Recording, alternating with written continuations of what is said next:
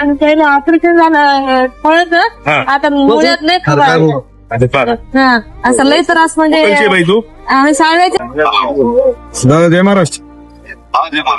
दादा काही नाही, एक मुक्ता माखणी म्हणून एक पेशंट आहे आपल्या मतदारसंघातले, दादा मुळ्यात आहे.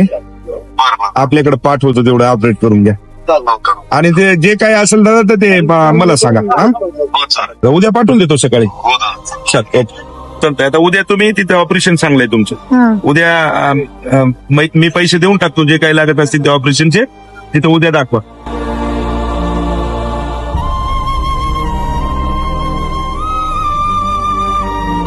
मुक्ता सतीश माखणे माझं नाव आहे, गाव आहे साळवा.